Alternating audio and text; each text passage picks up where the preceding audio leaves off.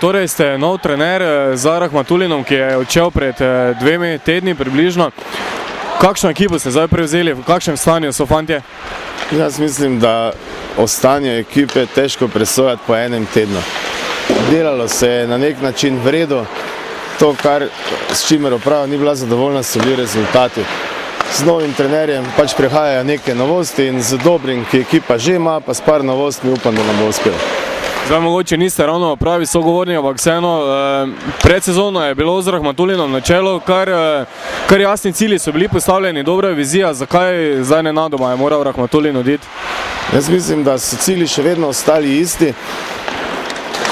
Govorimo o končnih ciljih. Zmes se pa je verjetno preveč tekem ponesrečilo in nekaj je bilo treba spremeniti, tako je, o tem je odločala uprava. Ja, ampak vseeno ste še drugi na lestvici za Medveščakom, zastajate nekaj točk, končnica je tukaj, v bistvu rezultati sami po sebi sploh niso slabi. Pogled na lestvico je v bistvu dober, čeprav cilj, koliko je meni znano, bil drugačen, to pomeni biti pred Medveščakom, kar je v tem trenutku nemogoče.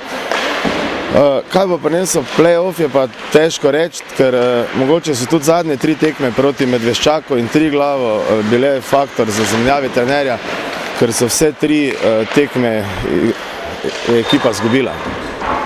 Pred sezono je bilo rečeno, da je cilj 3. mesto. Je še vedno to enak cilj? 3. mesto je mišljeno v slovenskem državnem prvenstvu. Ja, v končnici. Priključita še Olimpije in Jesenice. In ta cilj bi bilo dosti lažje realizirati, če bi imeli izhodišče 1. mesta v tej ligi, ki jo zdaj igramo. Tako pa bomo pred polfinalom dobili verjetno za nasprotnika ekipo Triglava, ki nam je pa tudi glavni konkurent za 3. mesto. Lahko bi se jih pa izognili, če bi bili pred Medveščakom. Kaj sicer pričakujete, ko se priključite še Olimpija in Jesenice?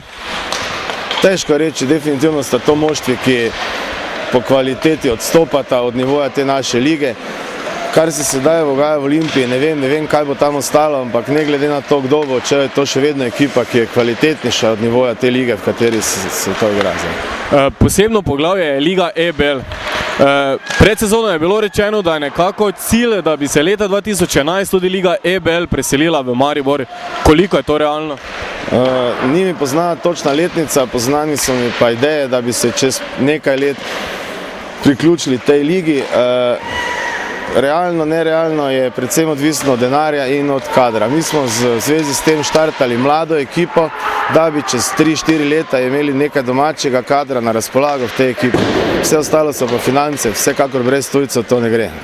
Vi pričakujete, da boste sedeli še v naslednji sezoni tudi na klopi Lisjako? Mislim, da bo tem uprava odločala po koncu sezone. Sicer zdaj že toliko ekipo poznate, oziroma tudi že roko na srce odprej. V tej ekipi vsekakor je prvo ime zagotovo Robert Ciglenečki, ampak kot vemo, veliko stavite tudi na mlade igralce. Morda izstopa posebej kdo?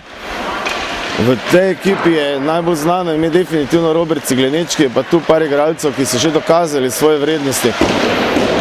Recimo Matic Kralj je lani igral EBL v ekipi Albe, tudi nekateri drugi so se že preizkusili v Olimpiji ali pa Jesenicah.